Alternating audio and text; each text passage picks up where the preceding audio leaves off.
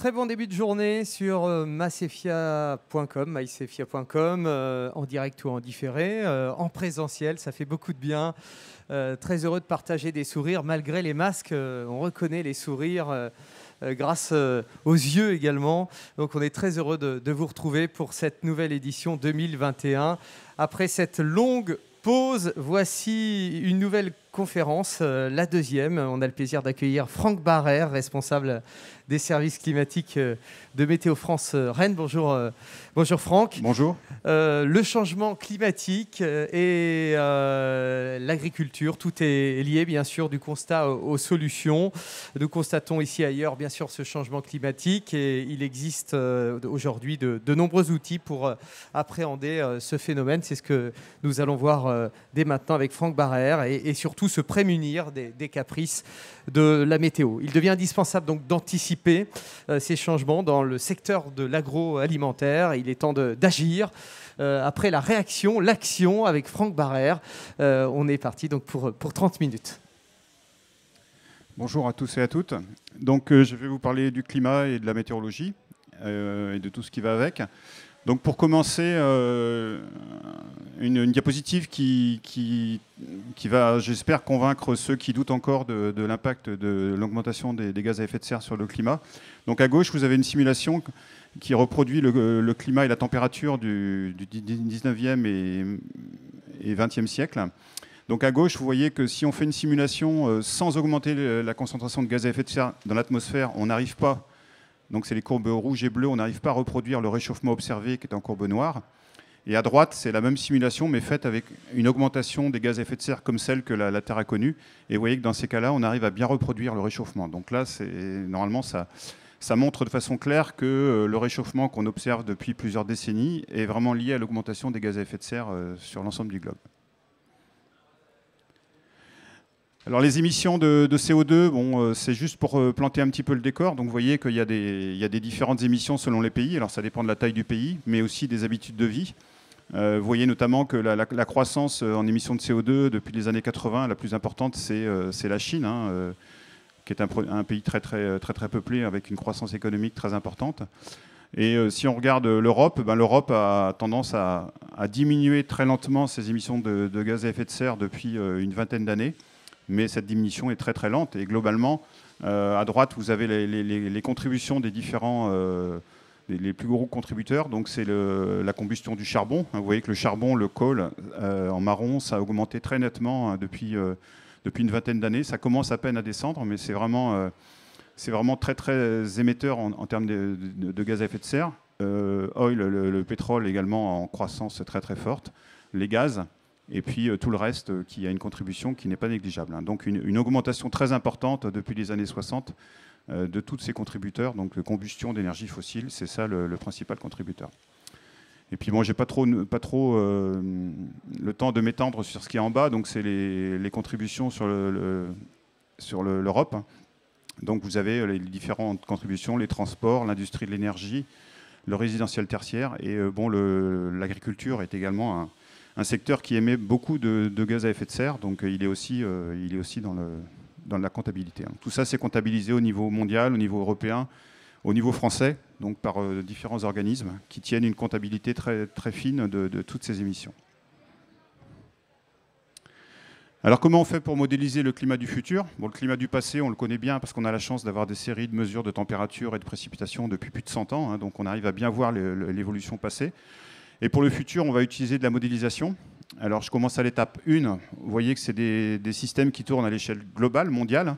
Donc, on modélise l'atmosphère, mais également les océans, et puis tout ce qui est glace.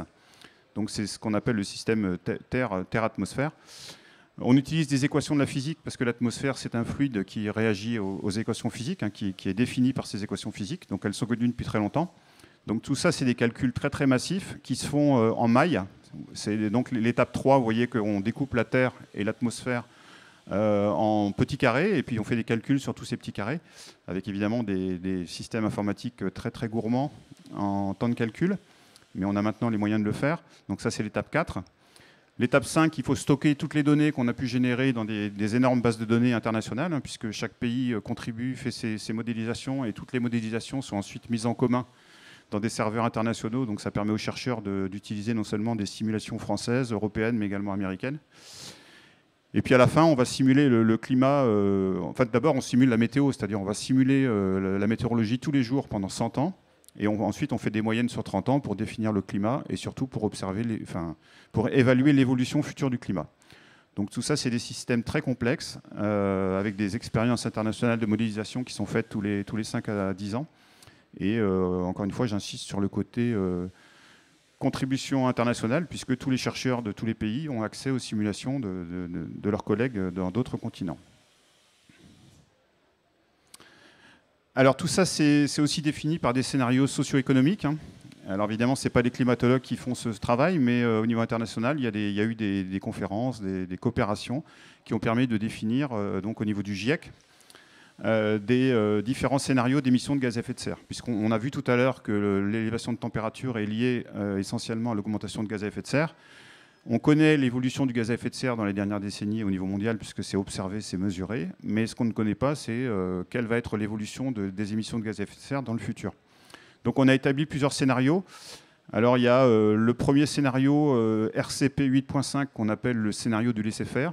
C'est-à-dire en gros, si tous les pays continuent à émettre des gaz à effet de serre avec la tendance observée depuis quelques décennies, ça va continuer à augmenter de façon très nette. Et vous voyez qu'au final, on va arriver dans des scénarios climatiques qui vont être assez catastrophiques. Alors après, il y a des scénarios intermédiaires. Le RCP 2.6, en fait, c'est un scénario qui est un scénario plancher. On sait très bien qu'on ne pourra pas l'atteindre, puisque pour l'atteindre, il aurait fallu que dès maintenant, on arrive à réduire drastiquement les émissions de gaz à effet de serre. Donc c'est un petit peu le scénario idéal, mais qui est complètement inatteignable. Et puis entre les deux, il y a des scénarios intermédiaires, le RCP 4.5. Donc le RCP 4.5, c'est consécutif aux accords de Paris, ou c'est lié aux accords de Paris, c'est-à-dire que tous les pays vont faire des efforts très importants dans les prochaines années pour arriver à réduire drastiquement les émissions de gaz à effet de serre. Et ça nous amènera à un climat du futur qui est plus raisonnable, on va dire, que dans le scénario du laisser-faire RCP 8.5. Donc sur la courbe, en bas, vous avez les années, et à gauche, vous avez c'est l'évolution de température mondiale liée à chaque scénario. Donc ah non, je dis une bêtise, c'est le forçage radiatif au sommet de l'atmosphère, donc ce n'est pas des degrés, c'est des watts par mètre carré. Alors voilà ce que ça donne. Donc ça, c'est le résultat de certaines simulations climatiques. Donc à gauche, en vert et marron, c'est la pluie, et à droite, c'est les températures. Alors donc c'est des variations par rapport au climat récent. Donc on compare des simulations climatiques valables pour 2071-2100 avec un climat passé de 71-2000. Donc on regarde un peu l'écart de température entre le climat récent et le climat futur, donc d'ici la fin du siècle. Donc en haut à droite, vous avez le résultat des températures pour le RCP 4.5. Donc vous voyez que ça rougit, donc ça signifie que les températures vont s'élever avec une réponse qui varie entre 2 et 3 degrés selon les pays d'Europe. Et en bas à droite, c'est le scénario du laisser-faire, le scénario du pire, le RCP 8.5, où là, vous voyez d'un coup d'œil que le réchauffement est beaucoup plus marqué, puisqu'il varie entre 3, 4 et même 5 degrés, notamment sur la Russie, le nord de l'Europe et l'Afrique du Nord. Donc on voit bien que selon le scénario d'émissions de gaz à effet de serre, on a une réponse en température qui n'est pas du tout la même. Et donc il faut éviter vraiment qu'on soit dans le scénario RCP 8.5, parce qu'une élévation de température de 4-5 degrés en moyenne annuelle, c'est énorme. C'est plus du changement climatique, c'est du bouleversement climatique. Vous verrez tout à l'heure les conséquences en termes de canicule qui sont assez spectaculaires. Alors à gauche, par contre, au niveau des précipitations, c'est pareil. En haut à gauche, c'est le RCP 4.5. En bas à gauche, c'est le RCP 8.5.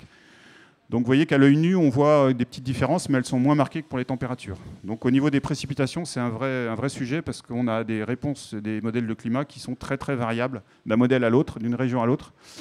Bon, on voit quand même deux tendances. Dans les deux scénarios, 4.5 ou 8.5, on a l'Afrique du Nord qui s'assèche fortement, qui est déjà une région aride, l'Espagne également. Et puis vous voyez que sur le nord de l'Europe, on a du vert pour les deux scénarios, ce qui signifie que les précipitations auraient tendance à augmenter sur le nord de l'Europe et à diminuer au sud. Et pour la France, le souci, c'est qu'on est dans une zone grise, c'est-à-dire que selon les modèles, on a des modèles qui augmentent les précipitations sur la France, et on a des modèles qui diminuent les précipitations sur la France. Donc il y a un vrai sujet au niveau agricole sur l'évolution des précipitations. C'est très complexe. Pour l'instant, on n'a pas de réponse très nette des modèles. Ça dépend un petit peu de leur sensibilité. Donc c'est un vrai sujet de recherche pour les années futures pour estimer l'évolution des précipitations. Alors, les risques et les impacts, bon, on les connaît intuitivement, hein, mais là, c'est des travaux donc, du GIEC qui datent de 2 ans, qui évaluent un petit peu l'impact pour différentes activités selon le réchauffement. Alors, plus c'est rouge, plus les impacts sont importants. Donc, vous voyez à gauche que à gauche, 0, 1, 1, 5, 2, c'est l'élévation de température moyenne sur le globe.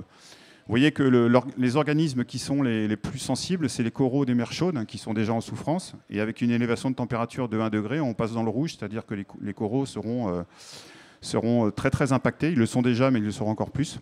Donc il y a une extrême sensibilité des coraux et toute la biodiversité qui va avec au réchauffement climatique. Si on regarde, on va peut-être pas tout regarder, mais les rendements agricoles, donc c'est à droite, à côté du tourisme. Donc les rendements agricoles, ils sont assez peu affectés par une élévation de température de 1 degré au niveau mondial. Par contre, dès qu'on va atteindre 1,5 à 2 degrés, on arrive dans le orange, c'est-à-dire que les rendements agricoles pourront être impactés par ce réchauffement climatique. Et ils le sont déjà dans certaines régions. Le tourisme est moins impacté. Les régions arctiques, ils sont déjà très très impactés et ils le seront encore plus. Donc c'est des régions qui vont voir leur biodiversité complètement évoluer puisqu'on passe d'un monde de glace à un monde qui dégèle en été. Voilà, c'est pour vous montrer un petit peu les impacts qui sont évalués selon les diverses activités. Alors, quels impacts pour l'agroalimentaire ? Il y a l'évolution de la température qui, évidemment, aura un impact avec des évolutions dans la croissance des végétaux et puis dans les dates de récolte également. L'évolution des précipitations, c'est un sujet, évidemment, majeur pour l'agriculture. Mais je vous ai dit tout à l'heure que ça reste un sujet encore qui n'a pas de réponse très très nette. L'évolution du bilan hydrique, donc la différence entre la pluie qui tombe et tout ce qui s'évapore au niveau du sol. Les phénomènes extrêmes, il y a quand même un impact sur l'agriculture, mais il est peut-être moins net que pour les autres que j'ai cités. Et puis je vous ferai tout à l'heure un petit retour sur la saison agricole 2019, également sur la saison agricole 2020, avec les gelées de printemps qu'on a connues ces dernières semaines qui ont été très impactantes. Voilà. Donc, ce qui est important aussi, c'est que la variation du climat, elle s'apprécie sur le long terme. C'est-à-dire qu'il ne faut pas confondre la météo et le climat. La météo, c'est des phénomènes qui durent quelques jours, quelques semaines, quelques mois. Par contre, le climat, c'est des évolutions au long terme sur 20, 30, en général, c'est 30 ans. On prend 30 ans comme référence. Donc, c'est des évolutions qu'un être humain ne peut pas trop sentir. On peut le voir que par des mesures ou des simulations. Par contre, la météo, on est sensible à la météo chacun tous les jours. Alors, voici le résultat de simulation à l'échelle de la Bretagne. Mais j'aurais pu prendre à l'échelle de la France, c'est un petit peu la même allure de courbe. Hein. Donc c'est des courbes qui sont issues d'un site qui est géré par Météo France qui s'appelle Climat HD. Donc là, vous avez plusieurs choses. Les petits bâtons bleus et rouges, c'est de l'observation. Donc c'est l'élévation de température qu'on constate depuis plusieurs décennies. Vous voyez que depuis les années 90-2000, on a que du rouge quasiment. C'est-à-dire que toutes les années sont plus chaudes qu'elles devraient être, quelque part, si on compare à une moyenne dans les années 80. Voilà, donc on peut observer cette évolution. Et ce qui est les deux tubes jaunes et mauves, c'est des simulations. Donc on juxtapose les deux. Alors les simulations, c'est sous forme de tubes, parce qu'évidemment, il y a une incertitude. Hein, comme dans toute simulation, on a une incertitude. Donc le tube jaune correspond au scénario RCP 4.5 que j'ai montré tout à l'heure. Donc c'est réduction drastique des gaz à effet de serre à l'échelle mondiale, très rapidement. Donc ça permettrait de limiter le réchauffement de la Bretagne entre 1 et 2 degrés d'ici la fin du siècle. Alors la Bretagne est assez peu impactée par le réchauffement parce qu'on est entouré par la mer, donc ça limite quand même le réchauffement, notamment en été. Et le scénario mauve, donc c'est le RCP 8.5, scénario du laisser-faire. Et vous voyez que là, on arrive à une réponse du climat qui est de plus 3, plus 4 degrés, donc c'est énorme. Hein. 3-4 degrés à l'échelle annuelle, c'est vraiment énorme. Donc là, tout serait bouleversé. Le climat de la Bretagne, la biodiversité associée, les pratiques agricoles, tout un tas d'activités économiques ou touristiques. Donc là, il faut vraiment tout faire pour éviter ça, parce que là, les choses changeraient de façon drastique et il y aurait évidemment des conséquences dans tous les domaines d'activité. Et puis le petit trait marron, c'est le fameux RCP 2.6, donc scénario inatteignable. Donc simplement pour montrer que si jamais on arrêtait dès aujourd'hui d'émettre des gaz à effet de serre, l'atmosphère réagit de façon retardée. Donc il n'y a qu'à partir de 2045-2050 que la température se stabiliserait et commencerait à décroître très lentement. Donc il y a un effet aussi de retardateur de l'atmosphère. Alors, les températures extrêmes, donc là, c'est pour vous montrer un petit peu les impacts en termes de canicule. Donc, à gauche, les petites bulles, c'est les canicules du passé. Donc, en abscisse, c'est le nombre de jours consécutifs pendant lesquels on a des températures très, très chaudes. Et en ordonnée, c'est la température moyenne au cours de ces canicules. Alors, vous ne devez pas voir grand-chose, mais en haut, on arrive à 31 degrés. Alors, quand on dit 31 degrés de température moyenne au sein d'une séquence de canicules qui dure plusieurs jours, c'est une moyenne jour-nuit. Donc, pour avoir 30 degrés moyenne jour-nuit, c'est 20 la nuit, enfin 20 le matin et 40 l'après-midi. Donc, c'est des choses qu'on a connues par le passé. Donc, la plus grosse bulle, c'est 2003, hein, la canicule la pire qu'on ait connue ces dernières décennies, donc, qui avait duré une quinzaine de jours sur la France, avec des températures moyennes de 30 degrés, hein, des 40 très fréquents l'après-midi, des 20 degrés le matin. Et puis, avec des bons yeux, vous verrez les deux petites canicules de 2019. Donc, c'était des phénomènes de courte durée, qui avaient duré une petite semaine, à peine, mais qui avait atteint des records de température, puisque c'est à cette occasion qu'on a battu le record absolu dans le Gard, où on avait eu 46 degrés sous abri l'après-midi, donc ce qui est des choses qu'on n'avait jamais observées en France. Et à droite, vous retrouvez ces petites bulles jaunes, donc c'est les canicules qu'on a connues dans le passé, et vous voyez que si on met les canicules du futur, scénario RCP 8.5, on arrive à des choses absolument énormes qu'on n'a jamais observées par le passé, évidemment, hein, donc des canicules qui dureraient... à la fin, c'est 80 jours, donc 3 mois de canicule consécutifs sur la France, et des températures moyennes jour-nuit qui atteindraient 33 degrés. Donc on peut imaginer que c'est peut-être 22 le matin et 45, 46 l'après-midi. Donc vous imaginez un petit peu toutes les conséquences derrière en termes économiques, agricoles, touristiques. Enfin, c'est des choses qu'on espère ne se produiront pas, mais c'est l'information qui nous est donnée par les modèles physiques qu'on utilise. Alors pour les précipitations, le même principe, hein, les petits bâtons marron et vert, c'est l'observation du passé, donc on est toujours sur la Bretagne, mais on aurait pu mettre la même chose sur la France. Donc vous voyez que depuis 50 ans sur la Bretagne, on a des années sèches hein, qui sont symbolisées par les petits carrés, les petits bâtons marrons, et des années humides qui sont symbolisées par les petits bâtons verts. Et contrairement aux températures tout à l'heure, à l'œil nu, on ne voit pas d'évolution, hein, c'est-à-dire qu'on a des années sèches, parfois plusieurs années sèches consécutives, notamment l'année 76, l'année 90, qui sont restées célèbres pour leur sécheresse. Mais par contre, il n'y a pas d'évolution. Et que nous disent les modèles de climat à l'échelle de la Bretagne? Vous voyez que les scénarios RCP 4.5 et 8.5 se confondent. Donc en clair, pour l'instant, on n'a pas d'éléments très probants pour dire si les précipitations à l'avenir vont évoluer à l'échelle annuelle.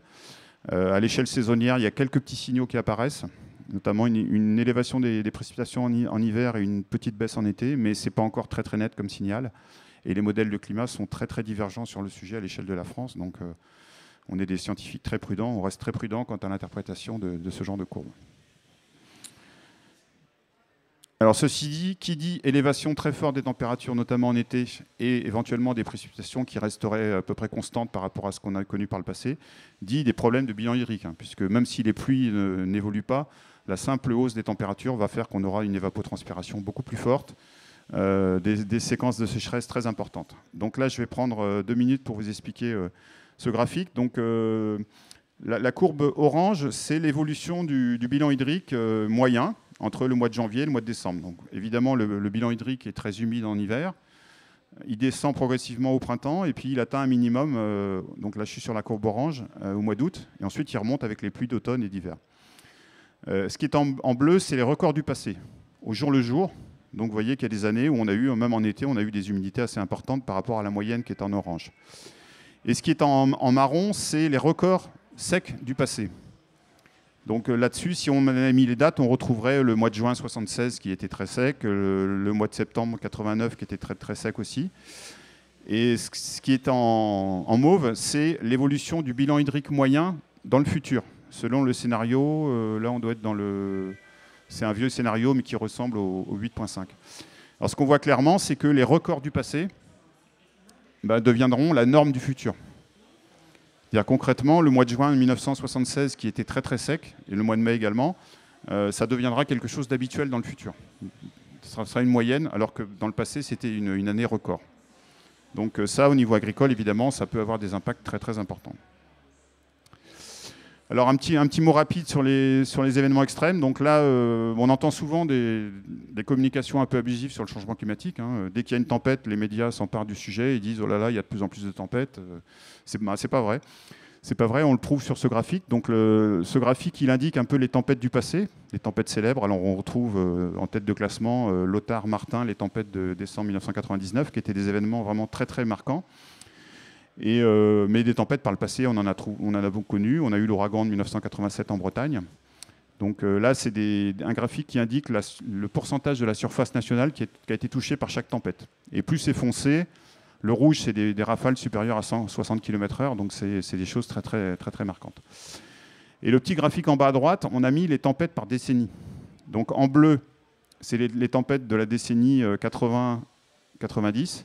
En vert, c'est 90-2000. En jaune, c'est 2000-2010. Et en orange, c'est 2010-2020.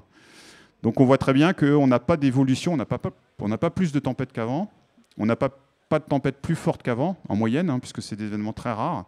Et on a même une diminution. On voit que la décennie 2000-2010 a été assez calme en termes de tempêtes. La décennie 2010-2020, qui est en orange en bas à droite, a été plus active. Mais il n'y a pas vraiment de signaux tangibles pour indiquer qu'on va vers une évolution des tempêtes dans le futur. Donc autant les canicules, les sécheresses devraient s'accentuer de façon très nette, et ça commence déjà à être visible, autant les événements extrêmes, les orages, les tempêtes, ça reste un sujet de recherche, et pour l'instant, on n'a pas d'événements tangibles là-dessus. Mais on a un risque de tempête sur la France, ça c'est clair, puisqu'on en a déjà vu par le passé. Alors, je fais un petit retour sur la saison agricole 2021. Une année, la saison agricole débute, mais il y a déjà eu des phénomènes importants. Donc le graphique bleu et rouge qui est en haut à gauche, c'est l'évolution des températures entre le 1er mars 2021 et le 30 mai 2021. Donc quand c'est rouge, en bas, c'est les températures du matin, les minimales quotidiennes, et en haut, c'est les températures maximales. Donc quand c'est rouge, on est au-dessus de la normale pour la saison, et quand c'est bleu, on est en dessous. Donc vous voyez, on voit que ce qui s'est passé cette année, c'est que fin mars, on a eu une semaine de très beau temps sur la France, avec des températures qui ont atteint souvent 25 degrés l'après-midi et 10-15 le matin. Donc quelque chose qui est très propice au démarrage précoce de la végétation, c'est ce qui s'est produit. Et manque de chance, derrière, vous voyez que la courbe du bas, en bleu, début avril, elle a plongé, et on a atteint des moyennes de moins 3, moins 4 degrés. Donc des gelées entre le 4 et le 8 avril notamment, qui ont été très très fortes et très généralisées sur la France. Et ça a eu un impact agricole très important. Pourquoi ? Parce que la végétation avait démarré trop tôt, grâce à la période de douceur qu'il y avait eu avant. Donc c'est un peu une illustration de ce qui pourrait être plus fréquent à l'avenir, c'est-à-dire comme on a des températures qui s'élèvent, la végétation a tendance à démarrer de plus en plus tôt, et de ce fait, elle devient plus sensible aux gelées de printemps, qui sont des phénomènes qui seront peut-être plus rares par le passé, mais qui vont continuer à se produire de temps en temps. Alors sur la carte centrale, c'est quand vous voyez des petits, je ne sais pas si vous les voyez, mais on voit qu'en bleu ciel, au sein des pastilles rondes en bleu ciel, vous avez des petits symboles de température. En fait, tous les endroits où vous avez des petits symboles en bleu ciel, on a battu des records de température pour avril sur les stations météo depuis au moins 30 ans. Donc ça montre que les gelées du 4 au 8 avril, sur la plupart des départements français, en une seule nuit, on a eu souvent des températures de moins 4, moins 5, moins 6, voire moins 7 degrés. Donc c'était des choses qu'on n'avait jamais observées depuis 30 ans en avril. Donc ça illustre un peu le caractère exceptionnel de cette situation. Et c'est ce qui explique que la procédure de calamité agricole a été déclenchée. Et donc le gouvernement, le ministère de l'Agriculture a réagi très vite sur la base d'informations fournies par Météo France pour déclarer 80% des départements français en calamité agricole à cause de cet épisode de gel. Voilà, donc ça a eu des nombreux impacts sur les cultures. Alors, les fourrages, peut-être pas trop, mais les fruitiers, les céréales, la vigne, tout ça a été très très fortement impacté. Alors en haut à droite, c'est un autre phénomène qui était assez préoccupant. Sécheresse 30 avril 2021. Vous voyez que quasiment toute la France était en rouge, sauf l'extrême sud-est. Ça signifiait qu'au 30 avril 2021, suite à un mois de mars et avril très sec, on était en état de sécheresse. Vous voyez que la plupart des départements étaient en rouge. Donc le rouge indique que c'est une sécheresse qui se produit une année sur 10. Donc une situation très préoccupante fin avril. Et fort heureusement, on a eu un mois de mai très pluvieux, vous avez pu le constater. Il a plu sur quasiment tous les départements, peut-être un peu moins près des Pyrénées. Mais ça a permis de rétablir le bilan hydrique à une situation proche de la normale pour cette fin mai. Donc si on n'avait pas eu ce mois de mai très pluvieux, je pense qu'on aurait été déjà en sécheresse sévère sur la plupart des départements français. Alors on n'a pas pour autant, on n'éloigne pas complètement le spectre de sécheresse, puisque là vous voyez qu'il fait très beau depuis quelques jours. Il va faire encore très beau la semaine prochaine et très chaud. Donc les bilans hydriques vont descendre. Bon, alors là, on a quand même un petit peu de réserve au niveau agricole parce que le mois de mai a été bien arrosé, mais évidemment, ça reste sous surveillance. Et si ça se prolonge plusieurs semaines en juillet, voire en août, on pourrait retomber en état de sécheresse au cours de cette saison agricole. Donc voilà, pour faire le bilan de la sécheresse, il faut tenir compte des pluies qui tombent et des pluies qui sont prévues. Donc c'est ce qu'on fait au quotidien. Voilà. Donc on voit bien qu'au sein de cette saison qui démarre à peine, 2021, on a déjà deux événements marquants. Et devant cette incertitude météorologique et climatique qui va ne faire qu'augmenter par l'avenir, il y a une nécessité de s'adapter dès à présent, donc de réfléchir à des nouvelles pratiques agricoles, d'adapter son matériel et d'avoir des stratégies à long terme. Alors c'est ce qu'on fait en partenariat avec plusieurs chambres d'agriculture en France, notamment la Chambre d'agriculture de Bretagne.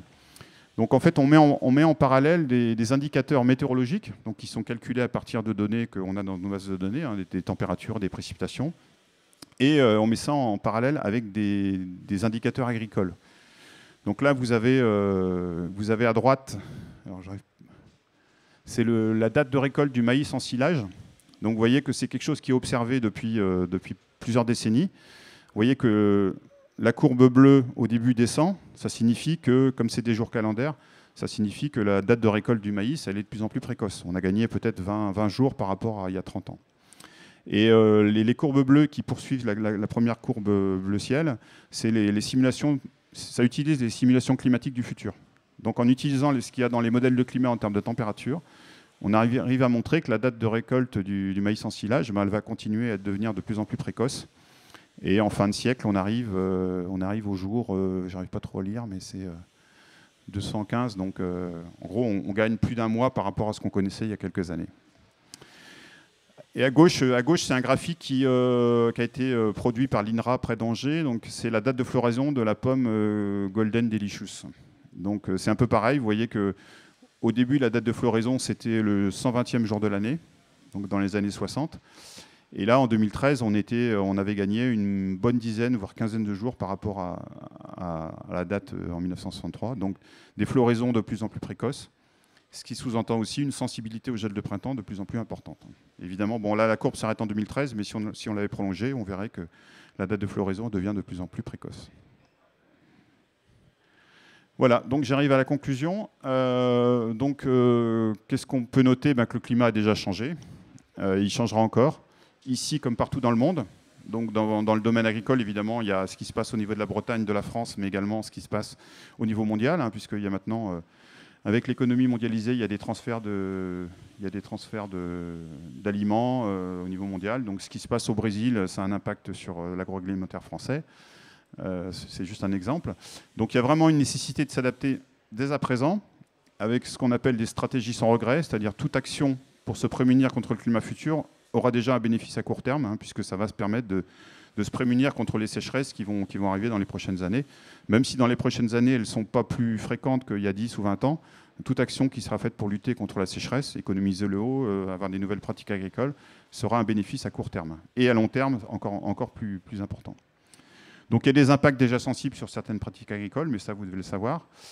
En termes de modèles de climat, les modèles de climat deviennent de plus en plus précis. Mais il y a encore beaucoup d'incertitudes, notamment sur l'évolution des précipitations. Donc c'est vraiment un sujet majeur de recherche pour les prochaines années. Mais ceci dit, on peut déjà étudier beaucoup de choses. C'est ce qui se fait avec différents partenaires. On peut étudier beaucoup d'impacts sur le changement climatique. On peut calculer facilement des sommes de température pour une culture particulière ou faire des bilans hydriques sur certaines zones. Donc ça permet de suivre ce qui se passe. Donc l'idée, c'est d'observer ce qui se passe et aussi d'anticiper au mieux ce qui va se passer dans le futur. Mais tout ça, on ne peut pas le faire tout seul. Nous, notre domaine d'activité, c'est la climatologie. Donc il faut développer des partenariats avec le secteur agricole. C'est ce qu'on fait avec les chambres d'agriculture, mais ça pourrait se faire aussi avec des industriels. Et puis oui, c'est pour ça qu'il faudrait aussi faire des coopérations avec le monde économique pour travailler ensemble sur ces sujets qui sont vraiment des sujets majeurs. Je crois que j'ai terminé. Ouais, c'est terminé.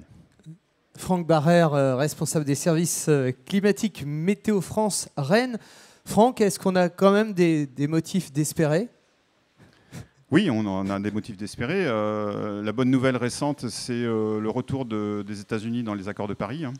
alors qu'ils avaient dénoncé ces accords sous la mandature précédente. Donc ça, c'est quand même aussi une bonne nouvelle, parce que ça permet, on connaît le poids des États-Unis au niveau mondial en termes de commerce et en termes politiques également. Donc ça permet d'avoir de l'espoir pour que ces accords de Paris soient mis en application et qu'on tire tous dans le même sens, parce qu'on voit bien que le changement climatique, c'est un phénomène mondial, et la seule façon d'atténuer ses effets, c'est de travailler à l'échelle mondiale sur la réduction des émissions de gaz à effet de serre. Les accords de Paris ont été signés il y a déjà quelques années. Est-ce qu'on voit une modification, est-ce qu'on peut ressentir d'ores et déjà un changement, ou finalement... Alors au niveau climat, non. Non, au niveau climat, non. Au niveau émissions de gaz à effet de serre, pour l'instant, ça reste timide. Alors il y a la crise Covid qui fait que les émissions ont baissé de 6% en 2020. Mais on sait que c'est un accident de parcours et que quand la reprise économique va être effective, on va repartir. Bon, après, il y a quand même de l'espoir, parce qu'il y a des nouvelles technologies, il y a les véhicules électriques, il y a les énergies renouvelables. Donc tout ça devrait quand même contribuer à une baisse des émissions de gaz à effet de serre. je ne sais pas si vous avez des questions sur le climat. Oui, allez, je vous rejoins, je mets mon masque.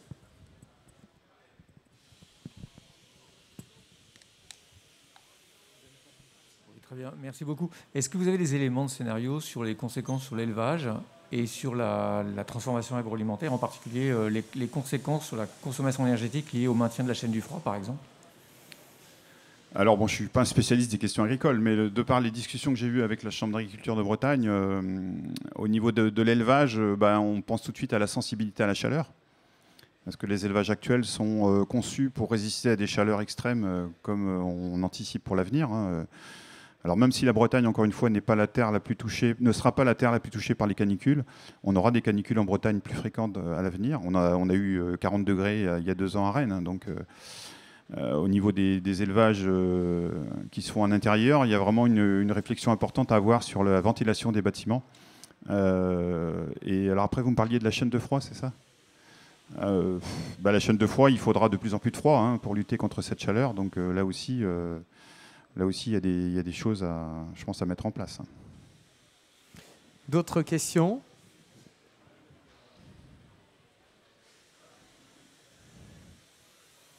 Tout à l'heure, dans l'un des graphiques que vous avez présenté, vous évoquiez sur le scénario idéaliste qui ne se produira pas, une éventuelle baisse des températures à l'horizon 2100. Oui. Est-ce que c'est une perspective qu'on peut avoir ? C'est-à-dire qu'à un moment donné, ça va se stabiliser et que peut-être à terme, ça baissera, quel que soit le scénario Oui, ça baissera, mais là, on est plus pour éviter le réchauffement plutôt que de penser à la baisse. La baisse, si on est dans le scénario RCP 4.5, on aura une stabilisation vers 2050-2060, une stabilisation de la hausse. Ce n'est pas une stabilisation des températures par rapport à maintenant. Donc stabilisation en 2050, et peut-être qu'en fin de siècle, ça commencera à baisser tout doucement, mais comme il y a un effet retardateur, on verra les impacts uniquement qu'au siècle suivant. Donc on travaille pour les générations futures aussi. On travaille pour notre génération et nos enfants et nos petits-enfants, parce que ils vont subir ce réchauffement de plein fouet, mais on travaille aussi pour les générations d'après. Donc là, il y a un devoir moral quand même de faire quelque chose pour éviter une catastrophe climatique. D'autres questions ? Pardonnez mon français, je suis de l'Allemagne, mais j'ai une question. Combien des années, vous pouvez calculer peut-être, reste à consommer carbonique pour une complète décarbonisation de toutes les économies? C'est une question qui dépasse mes compétences sans doute. Donc là, je réagis plus en termes de citoyen. On sait qu'actuellement, je crois que c'est au bout de 6 ou 7 mois qu'on a déjà consommé tout le carbone qu'on devrait en principe consommer pour une année entière. Donc voilà. Chaque année qui passe, en fait, elle aggrave le problème. Après, la décarbonisation, peut-être qu'on y arrivera un jour, mais il y a vraiment des changements de pratiques et des changements politiques internationaux très très importants, surtout que tous les pays arrivent à s'entendre et poussent dans le même sens. Parce que s'il y a des pays qui font des efforts et si le pays d'à côté n'en fait pas, finalement, au final, on ne gagne pas grand-chose. Clairement, avec le Covid et ces confinements, vous avez, vu à Rennes une réelle différence sur le climat breton ? Non, pas du tout. Non, ce que je disais tout à l'heure, c'est les scientifiques qui calculent le taux de CO2 au niveau mondial, les émissions, ont estimé que la baisse était de 6%, donc entre l'année 2020 et l'année 2019. Et tout ça, c'est dans une tendance qui est à la hausse depuis des décennies. Donc cette baisse de 6%, si elle a un impact sur le climat, ça sera dans plusieurs années, mais il y a quand même de fortes chances que 2021 et surtout 2022, on ait une croissance économique, enfin on peut tous le souhaiter, hein. Donc là, les taux de CO2 vont repartir à la hausse. Et donc, quelque part, on verra peut-être jamais au niveau climatique l'impact de cette crise Covid. Les dernières questions sur le climat.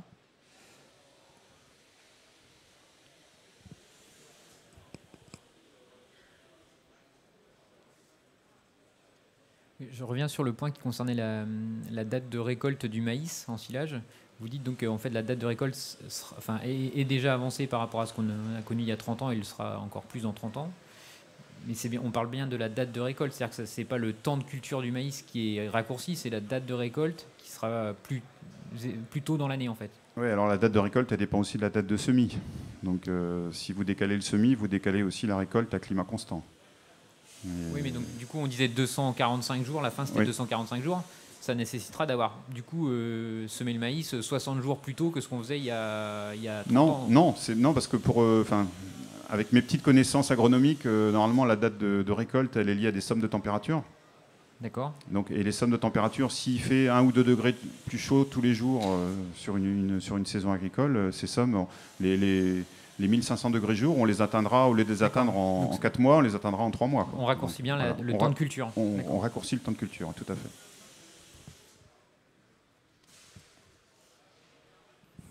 Dernière question, la dernière. Je crois que c'était très intéressant. Enfin, je pense que Franck Barrère mérite quelques applaudissements, s'il vous plaît. Ça fait du bien, comme je vous le disais, de vous avoir en présentiel. Merci d'être avec nous également sur maïsefia.com en direct ou en différé. Sachez que, donc, avec Franck Barrère, nous venons de parler du climat, des changements climatiques et notamment sur l'agriculture, du constat aux solutions.